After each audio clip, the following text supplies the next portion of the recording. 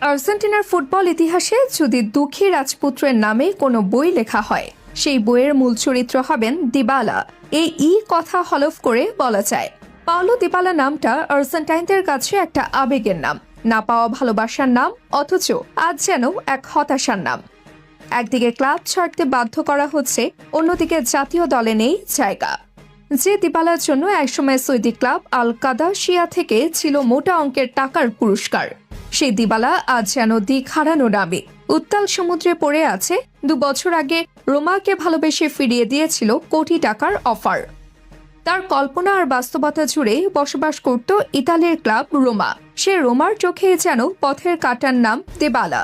শোনা যাচ্ছে বর্তমান নতুন কোচ গিয়ান পিয়েরো গাসপেরেনি তাকে আর মূল একাদশের ভবিষ্যৎ পরিকল্পনায় দেখছেন না। ফলে দিবালার জন্য কোনো নতুন কন্ট্রাক্ট অফার আসছে না, আর এর জন্য এই সিজন শেষে ছাড়তে হচ্ছে রোমা। কিন্তু ফুটবল সবসময় গল্পের মতো হয় না। এই 2 বছরে ইনজুরি, অফ ফর্ম আর সময় সব মিলিয়ে দিবালার বাজার মূল্য কমেছে।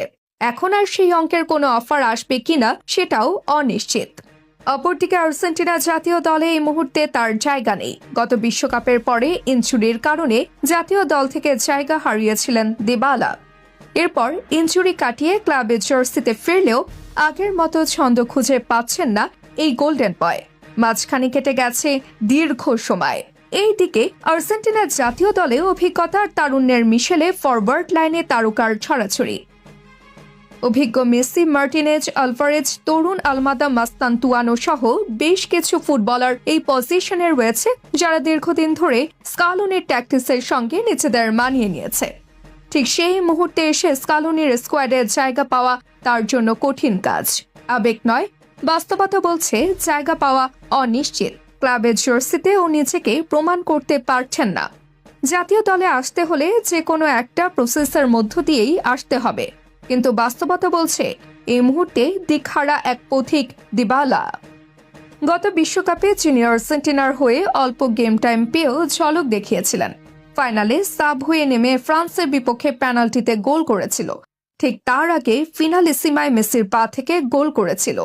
বিশ্বজয়ের সাক্ষী হয়েছিল সেই দিবালা। এই বিশ্বকাপে স্কোয়াডে থাকাই অনিশ্চিত।